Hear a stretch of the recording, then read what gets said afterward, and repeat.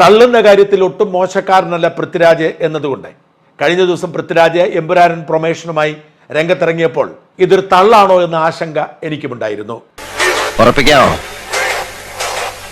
എന്നാ തോമം മുടിയൊന്നും നീട്ടി വളർത്തും SI സോമം പിള്ളയ്ക്ക് ചെരക്കാൻ. കാരണം ആടുജീവിതം പൃഥ്വിരാജ് തള്ളി ലോകത്തെ ഏറ്റവും മഹത്തായ സിനിമയാക്കി മാറ്റാൻ ശ്രമിച്ചെങ്കിലും അത് സാമ്പത്തിക നഷ്ടമായിരുന്നു എന്ന് പിന്നീട് വ്യക്തമായി.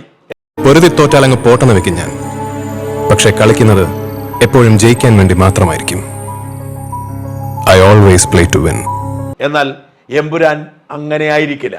മലയാള സിനിമയിലെ അത്യപൂർവമായ ഒരു വിജയമായിരിക്കും എന്നതിന് തെളിവ് ഇപ്പോൾ തന്നെ പുറത്തു വന്നു. നമ്പ്യാരെ, ഈ കളി നമ്മൾ തമ്മിലാണ്. ന്യായം എന്റെ പക്ഷത്തും. അതുകൊണ്ട് തന്നെ ജയവും എനിക്ക് തന്നെ ആവണം. എമ്പുരാന്റെ വിജയ സാധ്യതയെക്കുറിച്ചുള്ള ആശങ്ക കൊണ്ടാവാം നിർമ്മാതാക്കളായിരുന്ന ലൈക്ക സ്ഥലം വിട്ടത്. നിനക്ക് ഈ ആപ്പീസ് ഇവിടെ തുറന്നുകൊണ്ട് പോണെങ്കിൽ അബുൽ ഫലാദിനെ പോലുള്ള ഗുണ്ടാ പയ്യന്മാര് പോരാ. നാട്ടീന്ന് ചാവക്കാട്ടുന്നോ പറവൂരിന്നോ നല്ല കുട്ടികളെ കൂടെ കൊണ്ടു നിർത്ത്. ഇവിടെയുള്ള ഒരുത്തനെ നമ്പാൻ കൊള്ളില്ല. പിന്നെ യൂസഫ് ഷാ ഞാൻ വന്ന് നിരത്തിയിട്ട് പോയി പറഞ്ഞ തിരിഞ്ഞവനും നോക്കില്ല.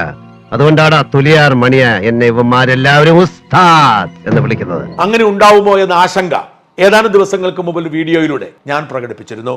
എന്നാൽ ഇപ്പോൾ പുറത്തു വരുന്ന കണക്കുകൾ വ്യക്തമാക്കുന്നത് എമ്പുരാൻ സർവകാല റെക്കോർഡിടുമെന്നും മലയാള സിനിമയുടെ മാത്രമല്ല ഇന്ത്യൻ സിനിമയുടെ തന്നെ ചരിത്രത്തിലേക്ക് ഇടം പിടിക്കുമെന്നുമാണ്. ഈ കളി ഞാൻ ജയിക്കാൻ വേണ്ടി മാത്രം കളിക്കുന്നതാണ്. ആരെങ്കിലും ഇനി ആഗ്രഹിച്ചാൽ 27-ാം തീയതി കാണുക സാധ്യമല്ല. അത്യപൂർവമായി എവിടെയെങ്കിലും ഉണ്ടെങ്കിലായി. മലയാള സിനിമാ ചരിത്രത്തിൽ ഇങ്ങനെ ഒരു പ്രീ റിലീസ് ബുക്കിംഗ് സംഭവിച്ചിട്ടില്ല എന്ന് വ്യക്തമാകുന്നു. മലയാള സിനിമാ ചരിത്രത്തിൽ മാത്രമല്ല ബുക്ക് മൈ ഷോയുടെ ചരിത്രത്തിലും പ്രീ ബുക്കിംഗ് റെക്കോർഡാണിതെന്ന് പറയുന്നു. പവിത്ര, ഇന്ദുചൂടൻ ഇന്നൊരു വ്യക്തിയല്ല, നീ കണ്ടോ?